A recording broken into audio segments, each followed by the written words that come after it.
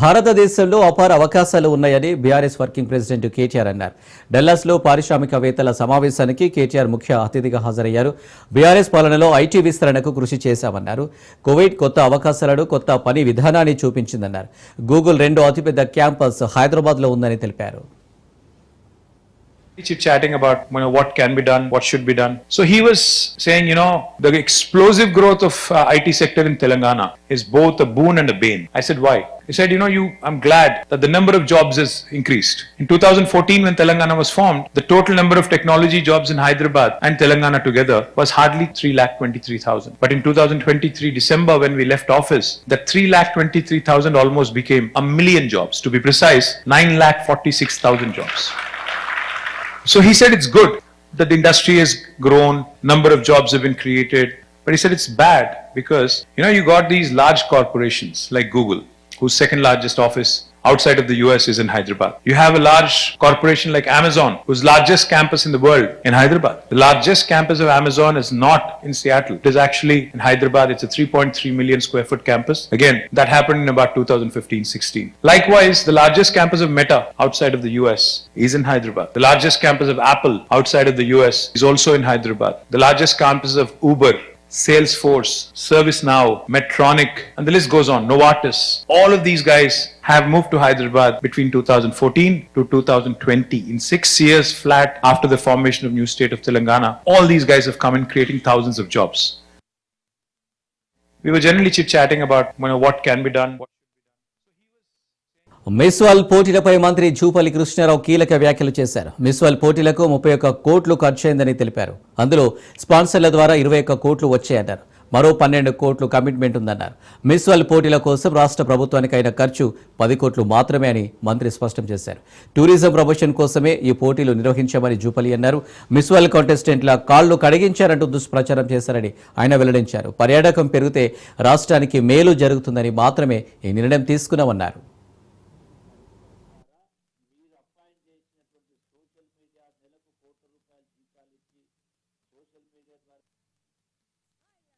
ఒక్కో అందాల బామకు 30 తులాల బంగారమా? 30 తులాలు కాదు, 3 గ్రాములను ఇచ్చిండ్రా అంటే ఎంత దుర్మార్గం.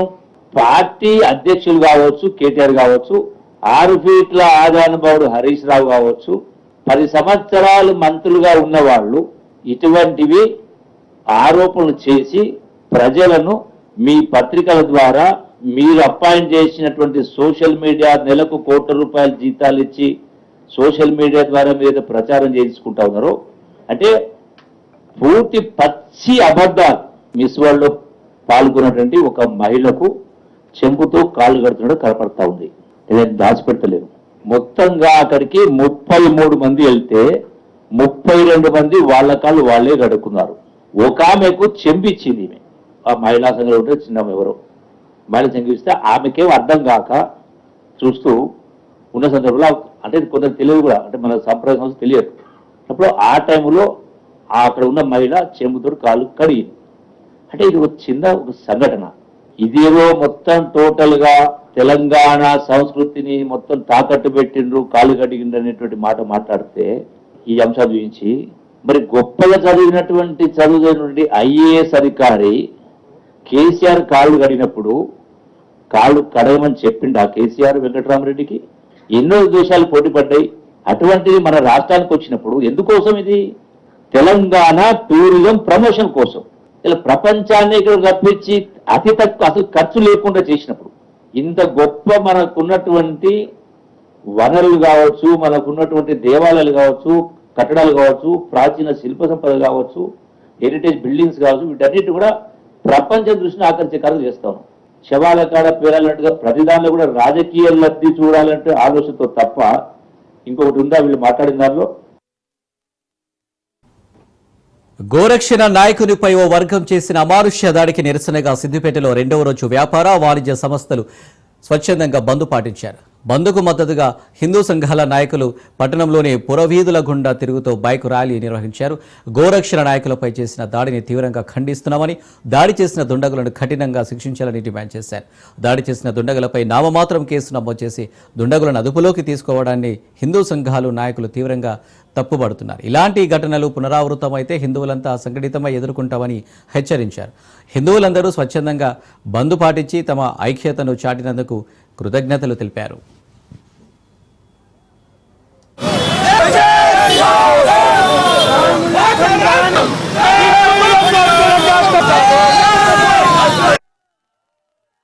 తారీఖు సాయంత్రం 7 గంటల ప్రాంతంలో గో రక్షకులు దేశాన్ని రక్షించడం కోసము చట్టబద్ధంగా అక్రమంగా రవాణా కాబడ్డ ఈ సాజిద్పురలో సిద్దిపేట పట్టణంలో అని వెళితే గో భక్షకులు కావాలని పనిగట్టుకొని పసిగట్టి పోలీసు యంత్రాంగానికి మా కార్యకర్తలు సమాచారం ఇచ్చి వెళ్ళినప్పటికీ మూకుమ్మడిగా 200 మంది గో భక్షకులు గో రక్షకుల పైన దాడి చేసి శోచనీయంగా మారణాయుధాలతో దాడి చేయడం జరిగింది.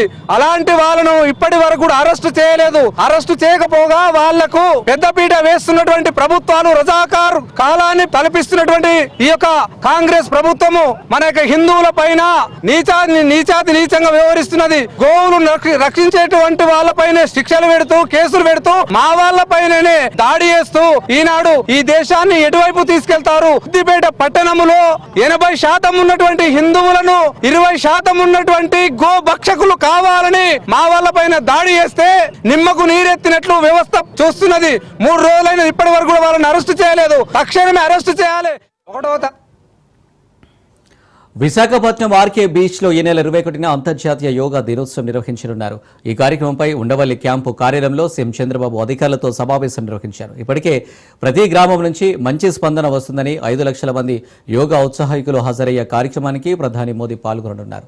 అందుకు కావాల్సిన అన్ని ఏర్పాట్లు పరిశీలించాలని రాష్ట్ర డీజీపీ హరీష్ కుమార్ గుప్తాకు సిఎస్ విజయానందకు ప్రత్యేక ఆదేశాలు జారీ చేశారు.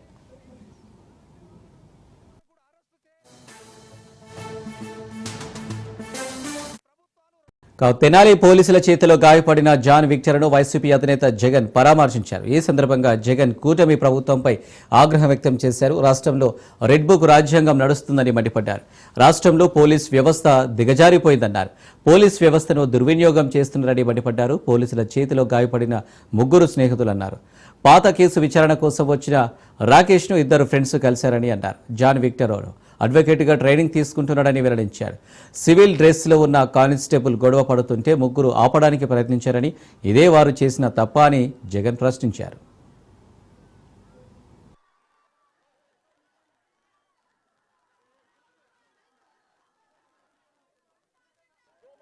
అనే పిల్లాడు, ఇంకొక పిల్లోడు షోబ్రోలు జాన్ విక్టర్ అనే పిల్లోడు, ఇంకొక పిల్లోడు కరీముల్లా అని దళితులు మైనారిటీ వర్గానికి చెందిన వ్యక్తి ఇంకొక పిల్లాడు. అంటే అణగారిన వర్గాలు, అంటే సామాజికంగా ఆర్థికంగా వెనకాల ఉన్న వెనకబడిన వర్గాలు. రాకేష్ అనే పిల్లోడు తెనాలిలో కూడా ఇక్కడ ఉన్నాడు. తను జొమాటో అనే కంపెనీలో ఉద్యోగస్తుడు. హైదరాబాద్ లో తాను పనిచేస్తా ఉన్నాడు. తనకు ఏదో పాత కేసుకు సంబంధించి వాయిదా కోసం మాత్రమే ఈ పిల్లాడు తెనాలికి వచ్చినాడు. పిల్లాడిని చూడడానికి పిల్లాడి ఫ్రెండ్స్ వచ్చారు.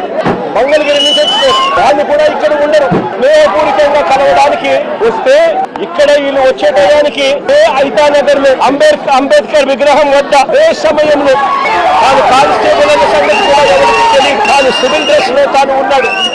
ఆ కానిస్టేబుల్ ఎవరితోనో గొడవ పడతా ఉన్నాడు. వీళ్ళు గొడవలో ఇన్వాల్వ్ అయ్యి ఆపడానికి ప్రయత్నం చేశారు. ఎందుకు మా ఏరియాకి వచ్చి ఇక్కడ గొడవ పడతా ఉన్నావు అని చెప్పి అడిగినారు. అంతే, అది వీళ్ళు చేసిన తప్పు. రోడ్డు మీద ఈ పిల్లల్ని మళ్ళీ తీసుకుని పోయి గేమింగ్ చేస్తూ, అంటే వీళ్ళ పరువు ప్రతిష్టలతో ఆడుకుంటూ వీళ్ళని రోడ్డు మీదకి తీసుకొని వచ్చి కొట్టడం జరిగింది. తెనాలి 2 టౌన్ సిఐతో పాటు పక్కనే ఉన్న మరో పోలీస్ స్టేషన్ సిఐ కూడా వీళ్ళని కొట్టిన వారిలో 2 ఉన్నారు. అతి కిరాతకంగా అడి రోడ్డు మీద వీళ్ళ పరువు ప్రతిష్టలు తీస్తూ పోలీసులు కొట్టిన తీరు ఇది. రాష్ట్రంలో ఈ రోజు రెడ్ బుక్ రాజ్యాంగంతో ఏ రకంగా అదుపు తప్పిపోతే పోలీస్ వ్యవస్థ ఎంతగా దిగజారిపోతుంది అని చెప్పడానికి నిదర్శనం ఈ రోజు తెనాలిలో మన కళ్ళ ఎదుటే కనిపిస్తా ఉన్న సత్యం.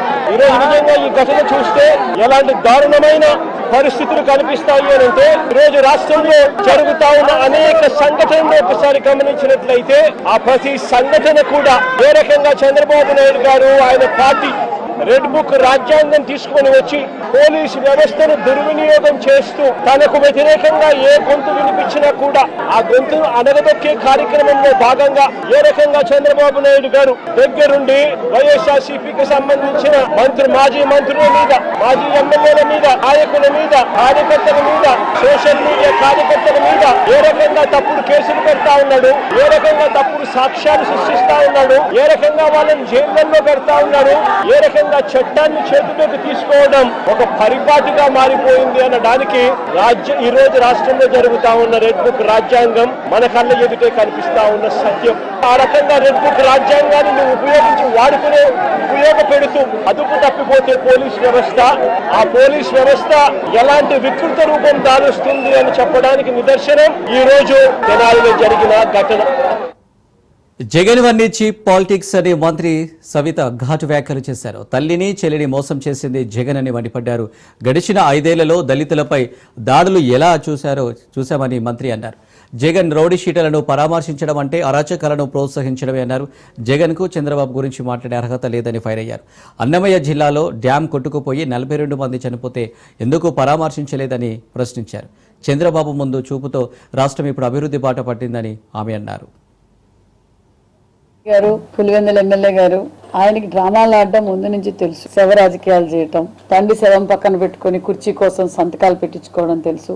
బాబాయిని వాళ్లే కొడ్డలిపోటు చేసి నారావారి చరిత్రను చెప్పడం తెలుసు. తల్లిని చెల్లిని ఏ విధంగా న్యాయం చేశాడో, మహిళలను ఎలా విధంగా గౌరవించారో మనందరికీ తెలుసు.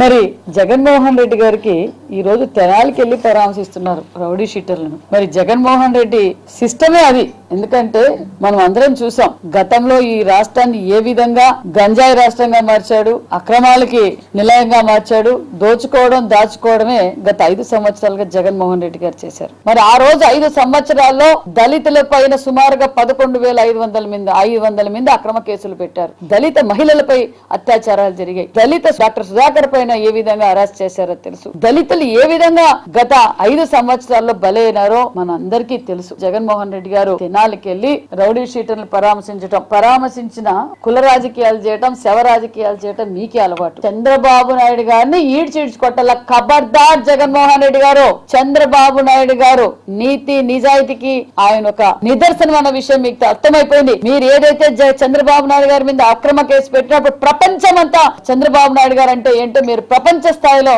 మీకు తెలిసింది. మళ్ళా ఈ రోజు చంద్రబాబు నాయుడు గారి గురించి మాట్లాడే అర్హతే మీకు లేదు. వెన్నుపోటు దినోత్సవం మీరే వెన్నుపోటుకి అందాల్సిన అనే విషయం అందరికీ తెలుసు.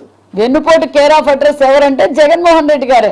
ఎందుకంటే 5 సంవత్సరాలుగా ప్రజల్ని ఏ విధంగా వెన్నుపోటు పొడిచారో ప్రజలందరికీ తెలుసు. ఈ రోజు మీరు చంద్రబాబు నాయుడు గురించి, పవన్ కళ్యాణ్ గురించి మాట్లాడతారా? మీకు అర్హత లేదన్న విషయం కూడా మీకు తెలియజేస్తున్నాం. చట్టం తన పని తను చేసుకుపోతుంది. ఈ రోజు రెడ్ బుక్ కాదు కదా, రాజ్యాంగబద్ధంగా ఏముంటే అది జరుగుతుందే తప్ప ఇక్కడ మతాలకు కులాలకు అతీతంగా ఈ రోజు రాష్ట్రం అభివృద్ధి జరుగుతోంది. మాజీ మంత్రి అంబటి రాంబాబు ఘాటు వ్యాఖ్యలు చేశారు. 2014-19 మధ్యకాలంలో జరిగిన తుని రైలు దగ్ధం కేసులో కాపు నేత ముద్రగడ పద్మనాభం సహా మరో 40 మందిపై అప్పట్లో కేసు నమోదైందని, ఆ తర్వాత సరైన సాక్ష్యాలు లేకపోవడంతో కోర్టు కొట్టివేసిందని వైసీపీ మాజీ మంత్రి అంబటి రాంబాబు అన్నారు. అప్పటి ఘటనపై తాజాగా ప్రభుత్వం హైకోర్టుకు వెళ్లాలనుకుందని చెప్పారు. సీఎం చంద్రబాబుకు కాపులు అంటే ఎందుకంత కోపమని ప్రశ్నించారు. కాపులను బీసీలోకి చేరుస్తామని మేనిఫెస్టోలో పెట్టిన చంద్రబాబు ఇప్పుడు ఈ అంశంపై పట్టించుకోవడం లేదన్నారు. కాపులను బీసీలో చేర్చాలని ముద్రగడ పద్మనాభం నిరసనలకు ఆందోళన చేపట్టారని, తునిలో భారీ బహిరంగ సభ జరిగిందన్నారు. సభ తర్వాత రైల్వే ట్రాక్పై రత్నాచల్ ఎక్స్ప్రెస్ తగలబడిందని వెల్లడించారు. రైలును కాపులే తగలబెట్టారని, అక్రమ కేసులు పెట్టారని ఆరోపించారు. కొడుకుని ఇష్టం వచ్చినట్టు కొట్టారు. ఎందుకు ఈ కక్ష నాకు అర్థం కాలేదు. తునిలో దహనం జరిగింది, నేరం రుజువు కాలేదు, 40 మంది కేసు కొట్టేసింది. ఆ రోజునే ఈనాడులో కూడా కేసు కొట్టేసినప్పుడు కూడా చాలా వ్యంగ్యంగా, చాలా కక్షగా ఐటమ్ వేశారు. ఆ రోజునే నేను చెప్పాను, ఎందుకు మీ కడుపు మంట రామోజీరావు గారు కేసు కొట్టేస్తే రుజువు కాకపోతే అని. ఇవాళ మళ్ళీ ఈ జీవో రిలీజ్ చేసి మళ్ళీ దీన్ని తోడి ఎవరి మీద కక్ష తీసుకోవాలని, ముద్రగడ పద్మనాభం గారి మీద కక్ష తీసుకోవాలని. ముద్రగడ పద్మనాభం గారు ఒక్కడు కాదని మనం చేస్తున్నాం. కాపు ఉద్యమానికి నాయకత్వం వహించినటువంటి వ్యక్తి ముద్రగడ పద్మనాభం గారు. It is our sentiment. నువ్వు మమ్మల్ని గోకావు, మేము అధికారంలోకి వస్తే 6 నెలల్లో నీ ఇస్తామని నువ్వు చేయలేదు. ఉద్యమం చేశారు, కక్ష కట్టావు, అయిపోయింది, అవన్నీ మర్చిపోయారు. చంద్రబాబు నాయుడు గారి టైంలో పళ్ళేలు కొట్టిన వాళ్ళకి, తుని వెళ్ళడానికి ప్రయత్నం చేసిన వారికి అందరి మీద కేసులు పెట్టారు. ఆల్మోస్ట్ ఆల్ మొత్తం కాపు సోదరులందరి మీద, ఉద్యమకారుల మీద కేసు పెడితే జగన్మోహన్ రెడ్డి గారు ముఖ్యమంత్రిగా అయిన తర్వాత 18/3/2020 జీవో ఆర్టీ నెంబర్ 312 312 కింద కేసులు మొత్తాన్ని డ్రాప్ చేశారు. కేసులన్నీ కూడా. నువ్వేమో కేసు మళ్ళీ కొట్టేసి తిరగదోడుతున్నావు. ఏంటికి కక్ష నాకు అర్థం కాలేదు. చంద్రబాబు నాయుడు గారి ప్రభుత్వం, కూటమి ప్రభుత్వం న్యాయస్థానంలో విచారణ జరిగి సాక్ష్యాధారాలు లేవని ఎక్విటల్ ఇచ్చినటువంటి కేసులు మళ్ళా అపీల్ చేయాలని జీవో ఇచ్చారు. What is this? ఏమిటి కక్ష చంద్రబాబు నాయుడు గారు? నాకు అర్థం కాల. కాపు సమాజం మీద నువ్వు ఎందుకు కక్ష పడుతున్నావో, ఎందుకు ఈ రకమైనటువంటి దుర్మార్గానికి పాల్పడుతున్నావో సమాధానం చెప్పాల్సినటువంటి అవసరం ఇక్కడ ఉంది అని ఈ సందర్భంగా నేను చెప్పదలుచుకున్నాను. పైలాన్ ధ్వంసం చేస్తే ఆ పైలాన్ని ఆఫ్టర్ అంటూ ప్రతాప్ రెడ్డి అన్నారంటూ ఎమ్మెల్యే కావ్య కృష్ణారెడ్డి మండిపడ్డారు.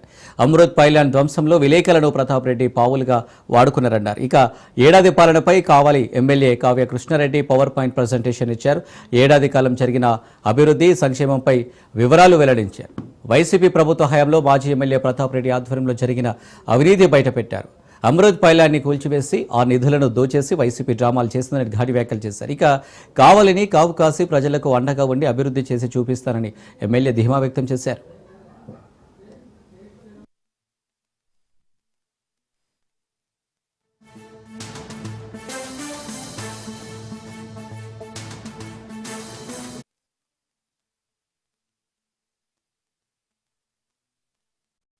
₹58 కోట్ల కావలి ప్రజల దారిని తీర్చేటువంటి కేంద్ర ప్రభుత్వ అనుమతులతో, రాష్ట్ర ప్రభుత్వ నిధులతో, కావలి మున్సిపాలిటీ నిధులతో 3 సంస్థలు ఏకమై కావలి ప్రజల దారిని తీర్చడానికి 58 కోట్లు మంజూరు చేస్తే, శిలాఫలకాన్ని ఓపెన్ చేస్తే దాన్ని ధ్వంసం చేసి ఆ పథకం వెనక ₹58 కోట్ల కుంభకోణానికి నాంది పలికి డిస్ట్రిబ్యూటర్ ఛానల్ కి సంబంధించినటువంటి పైప్ లైన్ లో 83 కిలోమీటర్ల పైప్ లైన్ ని తగ్గించుకొని ఆ డబ్బుల్ని వేరే అకౌంట్లకు మార్చుకొని దాదాపు ₹13 కోట్ల నిధులని దుర్వినియోగం చేశారని సందర్భంగా తెలియజేస్తున్నారు. కావలి అమృత పథకాన్ని ప్రజలు మర్చిపోయేందుకే ఈ పైలాన్ని కూల్చారని పక్కదారిని మళ్లించేస్తుంటే ఆ విషయాన్ని మీకు తెలియజేయాలనే ఆలోచనతోనే కావలి మున్సిపాలిటీకి దాదాపు ₹27 కోట్ల ఈరోజు నష్టం వాటిల్లింది. అమృత పథకం ముందుగానే ఓపెన్ అయి ఉంటే ఈరోజు ట్యాంకర్ల మీద 9.5 కోటి, ట్యాక్సీల మీద 4 కోట్లు ఈరోజు వేస్ట్ అయి ఉండేవి కాదు. అదే విధంగా 13 కోట్లు దుర్వినియోగం ఉండేది కాదు. ఈరోజు అప్పులు పాలైనటువంటి కావలి మున్సిపాలిటీ నెలకి ₹38 లక్షల చెల్లించాల్సిన పరిస్థితి ఈరోజు ఉంది అంటే దీనికి గత పాలకులు చేసిన నిర్లక్ష్యం వల్ల, వాళ్ళ అవినీతి పరాకాష్ఠకు చేరినందువల్ల గత పాలకుడు యొక్క నిర్లక్ష్యం అని సందర్భంగా తెలియజేస్తున్నారు. ఎర్రగడ్డ మానసిక ఆసుపత్రిలో ఫుడ్ పాయిజన్ జరిగింది. 60 మంది అస్వస్థతకు గురయ్యారు. కార్డియాక్ అరెస్టుతో కరణ్ అనే రోగి మృతి చెందారు. అస్వస్థతకు గురైన వారిలో కొందరిని ఉస్మానియా ఆసుపత్రికి తరలించగా మరికొందరికి మానసిక ఆసుపత్రిలోని చికిత్స అందిస్తున్నారు. ఎర్రగడ్డ మానసిక ఆసుపత్రిని కలెక్టర్ అనుదీప్ పరిశీలించారు. ఘటనపై సమగ్ర విచారణ కొనసాగుతుందని తెలిపారు. ప్రస్తుతం అనారోగ్యానికి గురైన వారి ఆరోగ్యం నార్మల్గానే ఉందని, ఎలాంటి భయాందోళనకు గురి కావాల్సిన అవసరం లేదని చెప్పారు.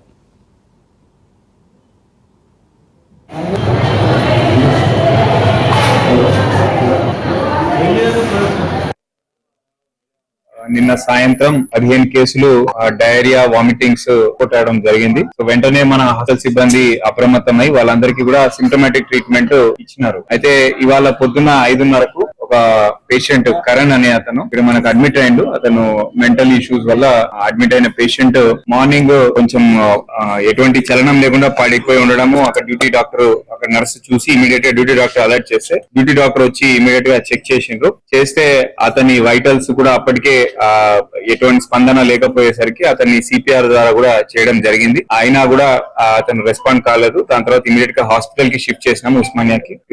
అప్పటికే చనిపోయినట్లు కూడా నిర్ధారణ చేసిండ్రు.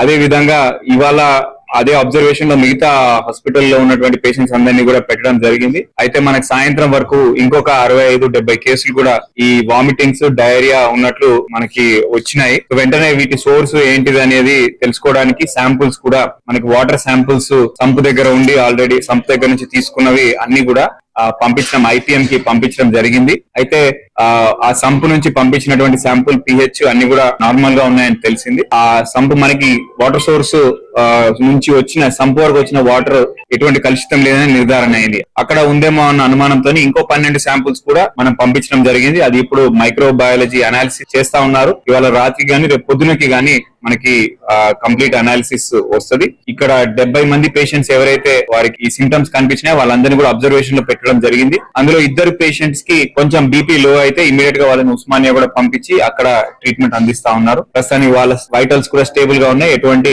క్రిటికల్ గా గానీ ఎటువంటి సీరియస్నెస్ లేదనేది నిర్ధారణ అయింది. నిన్న సాయంత్రం 15 కేసులు డైరీ ఆపరేషన్ సింధూర్పై కాంగ్రెస్ అగ్రనేత రాహుల్ గాంధీ సంచలన వ్యాఖ్యలు చేశారు. అమెరికా అధ్యక్షుడు ట్రంప్ బెదిరింపులకు ప్రధాని మోడీ లొంగిపోయారని విమర్శించారు. నరేందర్ సరెండర్ అనగానే భయపడి కాల్పుల విరమణ ప్రకటించారన్నారు. సరెండర్ కావడం బీజేపీ, ఆర్ఎస్ఎస్ నేతలకే అలవాటేనని సెటైల్ వేశారు. ఇందిరాగాంధీ ఎవరికి భయపడలేదన్నారు. अब मैं अच्छी तरह जानता हूं, इन पर थोड़ा सा दबाव डालो, थोड़ा सा धक्का मारो, डर के भाग जाते हैं ये लोग. जैसे उधर से ट्रंप ने एक इशारा किया, फोन उठाया, कहा मोदी जी क्या कर रहे हो, नरेंद्र सरेंडर, और जी हजूर करके नरेंद्र मोदी जी ने ट्रंप के इशारे का पालन किया. आपको एक समय याद होगा जब फोन कॉल नहीं आया था, 7th फ्लीट आई थी, 71 की लड़ाई में 7th फ्लीट आई थी, हथियार आए थे, एयरक्राफ्ट कैरियर आया था. इंदिरा गांधी जी ने कहा मुझे कुछ जो करना है मैं करूंगी. ये फर्क है, इनका कैरेक्टर है. ये सारे के सारे ऐसे हैं. आजादी के समय से सरेंडर वाली चिट्ठी लिखने की आदत है. 1 सेकंड में थोड़ा सा दबाव पड़े भैया ये लो, हाँ, तो ये इनका कैरेक्टर है. कांग्रेस पार्टी सरेंडर नहीं होती है. गांधी जी, जवाहरलाल नेहरू, सरदार पटेल ये सरेंडर वाले लोग नहीं है. ये सुपर पावर से लड़ने वाले लोग हैं. बीजेपी आरएसएस वालों को ఆపరేషన్ సింధూర్పై సిడిఎస్ చౌహాన్ ఇంట్రెస్టింగ్ కామెంట్స్ చేశారు. యుద్ధంలో నష్టం ముఖ్యం కాదు, ఫలితాలు ముఖ్యమని తెలిపారు. భారత్పై 48 గంటల్లో గెలుస్తామన్న భ్రమలో పాక్ ఉందని, కానీ 8 గంటల్లో లొంగిపోయిందన్నారు. పాక్ భ్రమలు తొలగిపోవడంతో భారత్తో చర్చలు జరిపిందన్నారు. War and warfare is very, very unpredictable, and you also probably understand the consequences of war. That I think is important. So, although lost by Pakistan on 10th of May at about 1 a.m., its aim was to get down India to its knees in 48 hours. Multiple attacks were launched, and in some manner they have escalated this conflict, which we had actually hit with other targets, but also in the military domain. From their perspective, it would have been rational in the sense they would have said that you military means to win these targets. But it was also rational on their part. Operation Vision thought will continue for 48 hours, folded up in about 8 hours. And on 10. Then they picked up the telephone and said they wanted to talk. And I think that the rationale behind this coming, the realization coming in, stem from 2 facts. That one is they must have assumed that if they continue this mode, they are likely to lose much more. So hence they picked up the telephone. And second thing, since they had stopped us at multiple fronts, they still did not have the benefit of understanding what they had stopped. So they must have thought they must have stopped, and hence they like to talk now. And if they don't, they tend to. Then I think it's a professional force that is not affected by setbacks or kind of losses, you may say. Because in war, what is important is, even if there are setbacks, you need to maintain your morale. The morale also remain high. And then, of course, is adaptability. That is an important constituent of a very professional force. You should be able to understand what went wrong, rectify your mistakes and go on again. I think that is important for any kind of ప్రముఖ నటుడు, రాజకీయ నాయకుడు కమల్ హాసన్ కు Karnataka high court shock ఇచ్చింది. కన్నడ భాష తమిళం నుంచి పుట్టిందంటూ కమల్ చేసిన వ్యాఖ్యలపై కోర్టు మండిపడింది. భావ ప్రకటన స్వేచ్ఛను ఇతరుల మనోభావాలను దెబ్బతీసేలా దుర్వినియోగం చేయవద్దని హెచ్చరించింది. ఈ వ్యాఖ్యలను వెంటనే ఉపసంహరించుకోవాలని, అవసరమైతే క్షమాపణ చెప్పాలని కమల్ హాసన్ కు సూచించింది. అయితే తాను ఏ తప్పు చేయలేదని, క్షమాపణ చెప్పేది లేదని కమల్ హాసన్ తేల్చి చెప్పారు.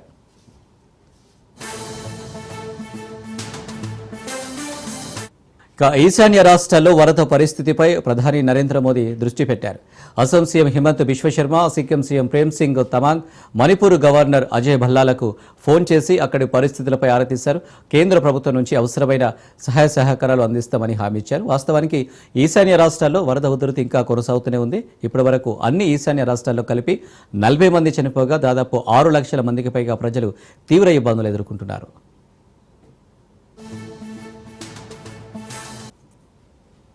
నైరుతి రుతుపవనాల ముందస్తు ఆగమనంతో కురుస్తున్న జోరు వర్షాల నుంచి అస్సాం ఇంకా కోలుకోలేదు. అనేక ప్రాంతాలకు ఇంకా వర్షం ముప్పు ఉందని ఐఎండీ హెచ్చరించింది. ఇప్పటికే వరదలో 22 జిల్లాలకు విస్తరించింది.